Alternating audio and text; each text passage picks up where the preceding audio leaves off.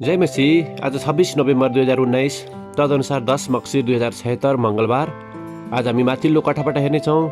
आजको शीर्षक छ हाम्रो धन। आज हामी परमेश्वरको वचन मत्ती 6को 19 देखि 24सम्म पाठ गर्नेछौँ।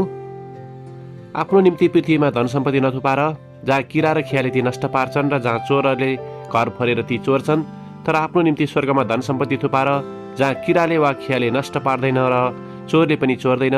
किनकि जहाँ तिम्रो धन हुन्छ त्यही तिम्रो मन पनि हुन्छ। आँखा शरीरको बत्ती हो, यसकारण यदि तिम्रो आँखा स्वस्थ छन् भने तिम्रो सारा शरीर उज्यालो हुनेछ, तर तिम्रो आँखा खराब छन् भने तिम्रो सारा शरीर अँध्यारो हुनेछ। यसकारण तिमी भित्र भएको उज्यालो चाहिँ अँध्यारो भयो भने त्यो अँध्यारो कस्तो घोर हुन्छ।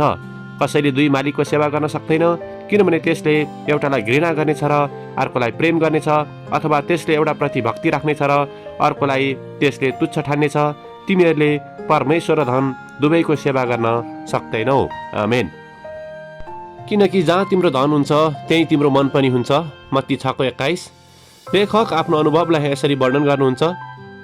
मेरो अङ्कलको पसलमा म पेट्रोल किन्न प्राय रोकिने गर्थेँ र पैसा तिर्न म पसलभित्र जाने गर्थेँ। सधैँ झैँ पसल मानिसहरूले व्यस्त हुन्थ्यो, जो त्यो सानो दक्षिणी सहरमा आफूलाई आवश्यक पर्ने खाद्यान्न सामग्रीहरू र अरू थोकहरू किनिरहेका हुन्थे। मेरो अङ्कल ग्राहकहरूको खरिद गरिएको कार्बन हालिएको एउटा रसिद बुकमा लेख्न व्यस्त हुनुहुन्थ्यो, जुन बुक रसिदहरूले खाँदिएको कोका कोलाको बाकसमा राखिन्थ्यो। उहाँले प्राय ग्राहकहरूलाई आफूसँग उधारोमा सामान खरिद गर्न दिनुहुन्थ्यो र सापट्टि लिएकाहरूबाट पनि उहाँले कहिले पैसा उठाउने प्रयत्न गर्नुहुन्थेन।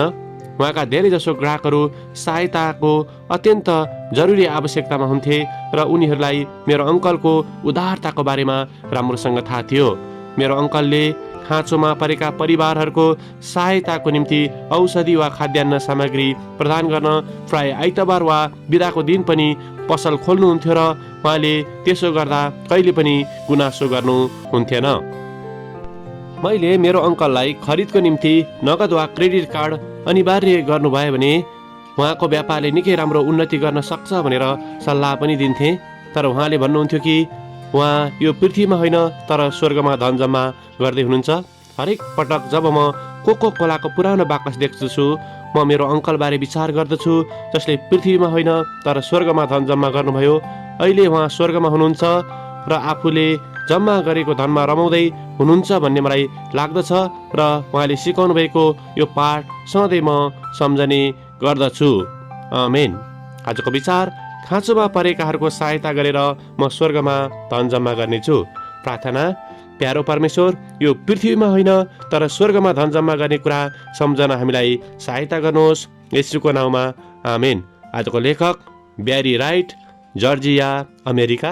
आजको प्रार्थनाको विषय क्रिस्चियन लघु व्यापारीहरूको निम्ति।